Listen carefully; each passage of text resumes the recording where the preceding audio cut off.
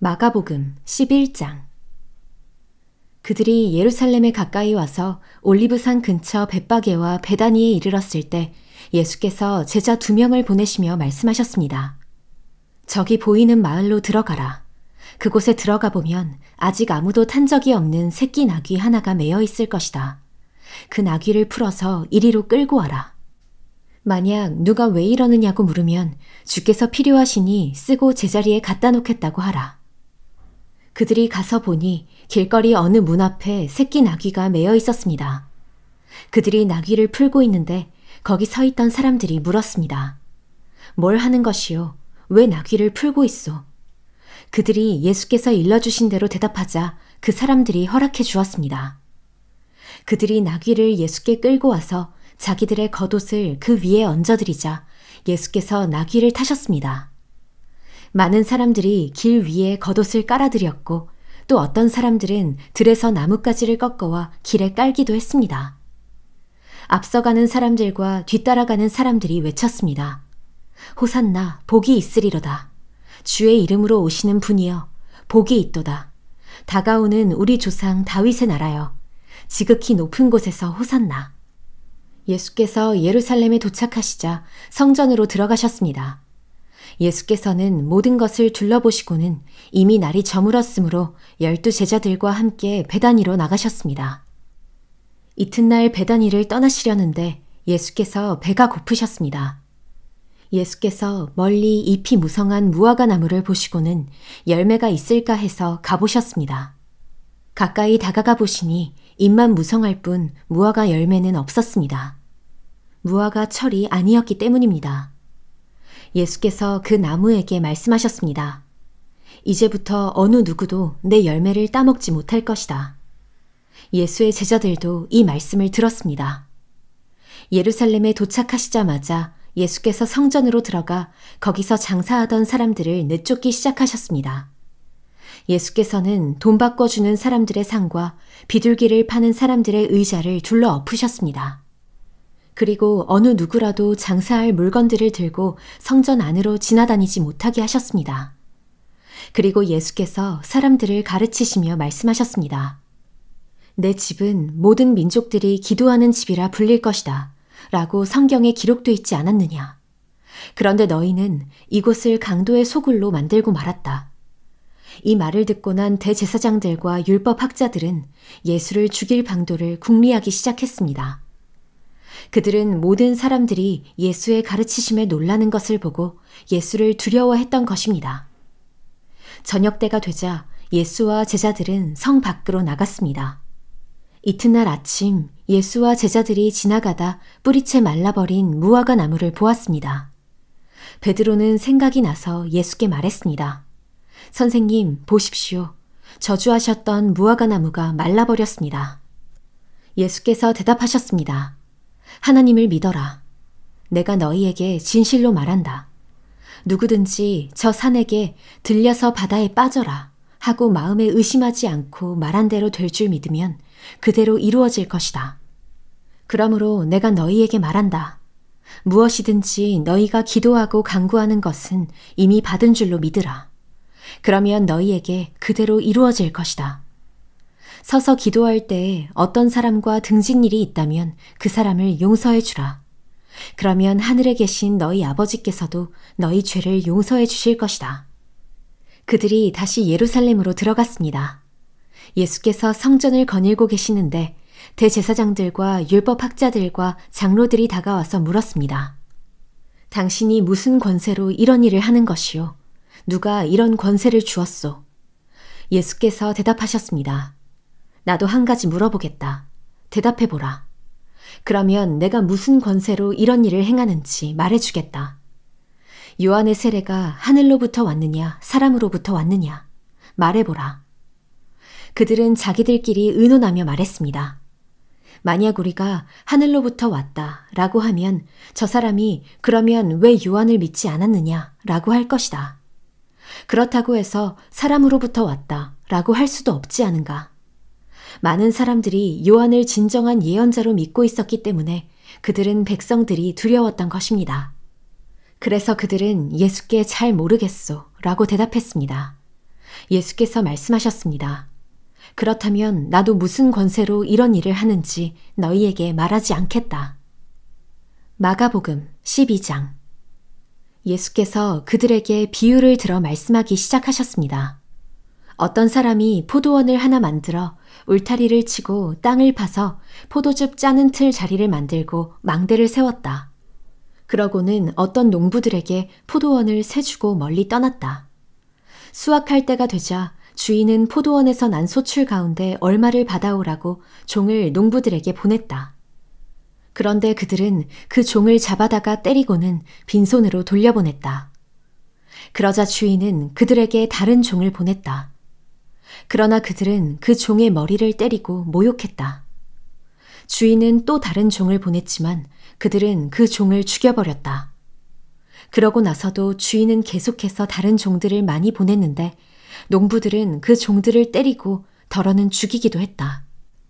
주인에게는 이제 단 한 사람, 바로 사랑하는 자기 아들이 남아 있었다. 그는 마지막으로 아들을 보내면서 그들이 내 아들은 존중하겠지 라고 말했다. 그러나 농부들은 자기들끼리 수군거렸다. 이 사람은 상속자다. 가서 그를 죽이자. 그러면 그 유산은 우리 차지가 될 것이다. 그리하여 농부들은 아들을 데려다가 죽이고 포도원 밖으로 내던져 버렸다. 이렇게 되면 포도원 주인이 어떻게 하겠느냐?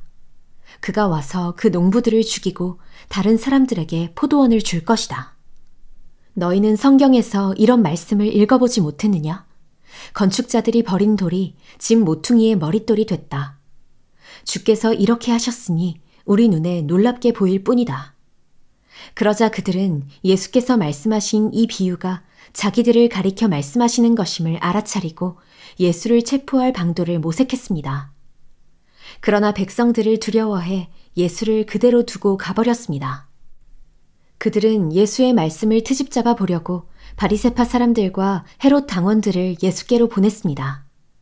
그들이 예수께 다가와 말했습니다. 선생님, 우리는 선생님을 참된 분으로 알고 있습니다. 선생님은 사람을 겉모습으로 판단하지 않기 때문에 사람으로 인해 동요되지 않고 하나님의 진리를 참되게 가르치신다고 들었습니다. 그런데 우리가 가이사에게 세금을 내는 것이 옳습니까? 옳지 않습니까? 우리가 세금을 내야 합니까? 내지 말아야 합니까?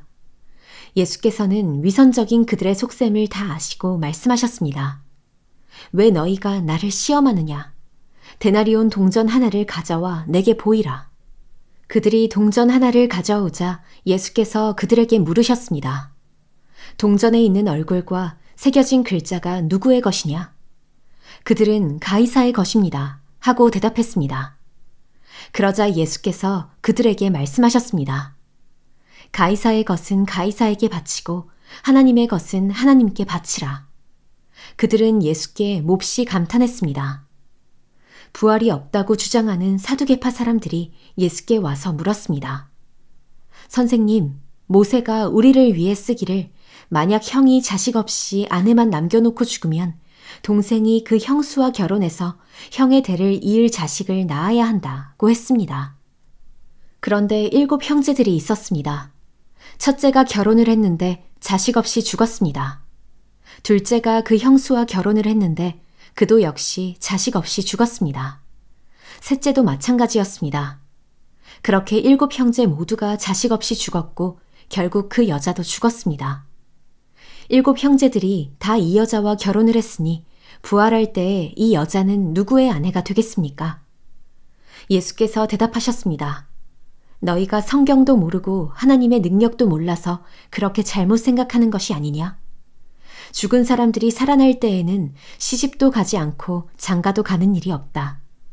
그들은 마치 하늘에 있는 천사들 같이 될 것이다. 죽은 사람의 부활에 대해서는 모세의 책에 가시떨기나무가 나오는 곳에서 하나님께서 모세에게 말씀하시기를 나는 아브라함의 하나님, 이삭의 하나님, 야곱의 하나님이다 하신 것을 읽어보지 못했느냐?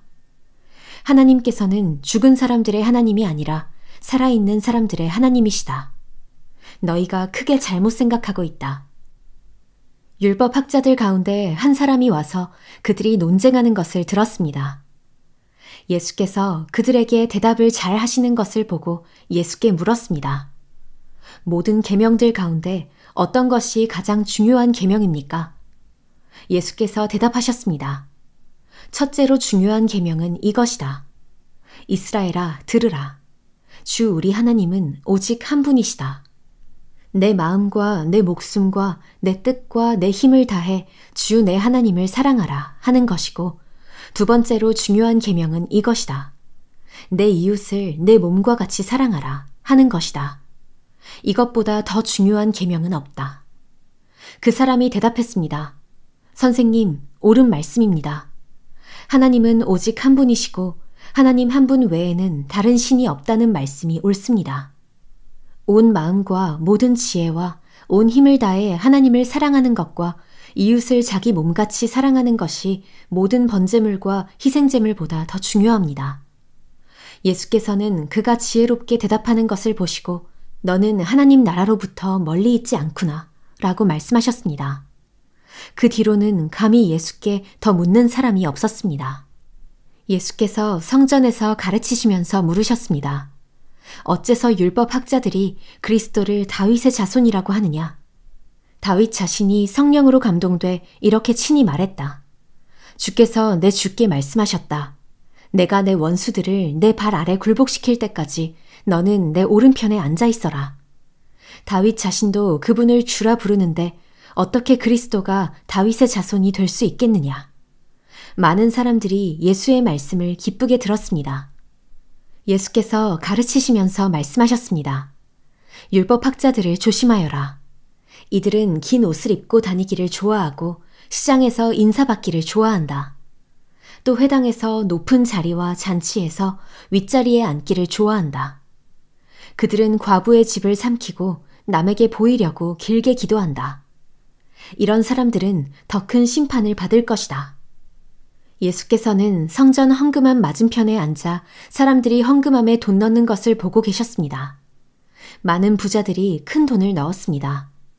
그런데 가난한 과부 한 사람이 다가오더니 렙돈 동전 2개, 곧 1고드란트를 넣었습니다. 예수께서 제자들을 불러서 말씀하셨습니다. 내가 너희에게 진실로 말한다. 이 가난한 과부가 어느 누구보다 더 많은 헌금을 드렸다. 그들은 모두 풍족한 가운데서 드렸지만 이 여인은 가난한 가운데서도 자신이 가지고 있던 모든 것, 곧 자기 생활비 전부를 드렸다.